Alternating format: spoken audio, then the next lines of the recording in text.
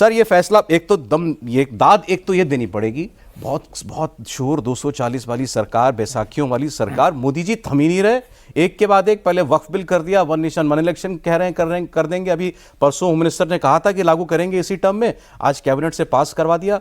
अब तो यूसीसी रह गया मुझे लग रहा है वादों में इस साल। बात चल रही है, रेड फोर्ट की स्पीच में था वो। मतलब कहीं भी कोई दबाव कह लीजिए या रुकावट कह लीजिए, या ये कि भाई अपने 272 नहीं है, ऐसा कोई प्रेशर कुछ नहीं दिख रहा इस सरकार के ऊपर। ऐसा है कि ये जवाब है उन लोगों के लिए जो कह रहे थे कि मोदी ने अपनी ज़िंदगी में, राजनीतिक करियर में पूरे कभी गठबंधन की सरकार चलाई ही नहीं है, उसका एक्सपीरियंस ही नहीं है, तो चला ही नहीं सकते इस सरकार को, तो उनको जवाब है। दूसरा उन लोगों को जवाब है जो कह रहे थे कि 240 पर वो मोदी नहीं रह जाएंगे जो 303 पर या 283 पर थे।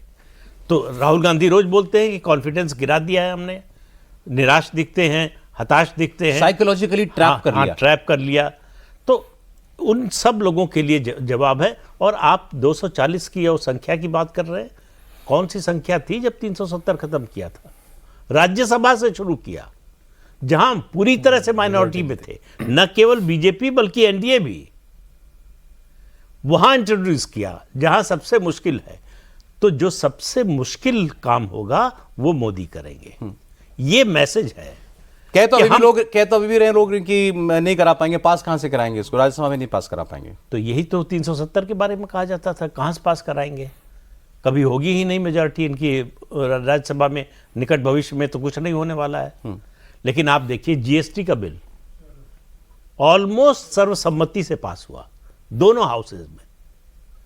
कब कौन सी राज्यसभा में मेजॉरिटी थी उस समय? और उस बिल को अब पास हो गया है, कानून बन गया है, तो हम लोग शायद उसके महत्व को और उसकी जो इंपॉर्टेंस है उसको नहीं समझते हैं। स्टेट के पास दो ही पावर है, एक लॉ एंड ऑर्डर की जब पुलिस हाथ में होती है, और दूसरा टैक्स, फाइनेंशियल पावर।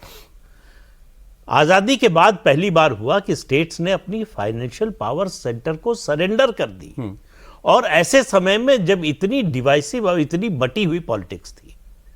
एक पार्टी की सरकार में संभव था, कांग्रेस जब उसकी हेजमनी थी बड़ा आसान था। बीजेपी की हर प्रदेश में सरकार होती, कोई मुश्किल की बात नहीं थी। अलग अलग राज्यों में अलग अलग सरकार, अलग अलग आइडियोलॉजी वाली सरकारें, बीजेपी के खिलाफ ज्यादातर सरकारें। ऐसे में इस बिल को पास कराना, ये आज बड़ा जब हो गया तो बहुत आसान लगता, बहुत बड़ा काम था। हाँ, बहुत बड़ा काम था। उसी की तरह इसमें भी उसी की तरह से इसमें आप जरा सा जो रामनाथ कोविंद कमेटी की रिपोर्ट है उसमें जो रिएक्शन है अलग अलग पार्टियों के, लाया जी। हाँ, तो उसमें जो नेशनल पार्टी, स्टेट पार्टी और रिकॉग्नाइज्ड पार्टी और उसके अलावा रजिस्टर्ड पार्टी, इन सबको बुलाया था। लगभग 2/3 ने उसका समर्थन किया।